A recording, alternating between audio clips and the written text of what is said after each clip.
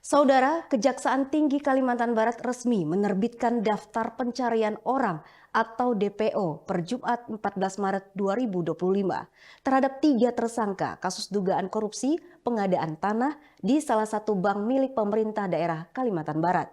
Pihak penyidik Kejaksaan sudah 3 kali memberikan surat panggilan kepada para tersangka. Namun para tersangka tidak memenuhi panggilan pemeriksaan dan diduga menghindari proses hukum. 3 orang tersangka yang sudah ditetapkan oleh Kejaksaan Tinggi Kalbar dalam kasus dugaan tindak pidana korupsi pengadaan tanah untuk pembangunan kantor pusat. Salah satu bank milik pemerintah daerah adalah Samsiar Ismail, Sudirman HMY, dan M. Faridan.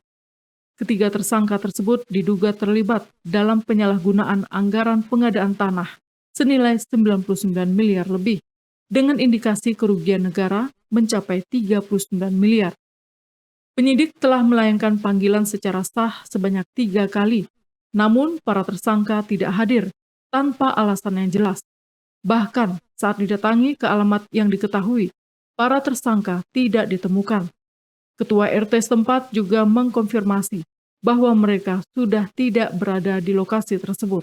Dengan tidak hadirnya para tersangka, Kejaksaan Tinggi Kalimantan Barat resmi menerbitkan Daftar Pencarian Orang atau DPO.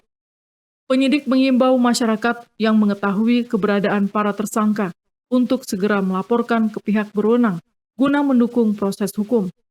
Berdasarkan perhitungan Badan Pengawasan Keuangan dan Pembangunan atau BPKP, kasus ini melibatkan kelebihan pembayaran dalam transaksi pembelian tanah.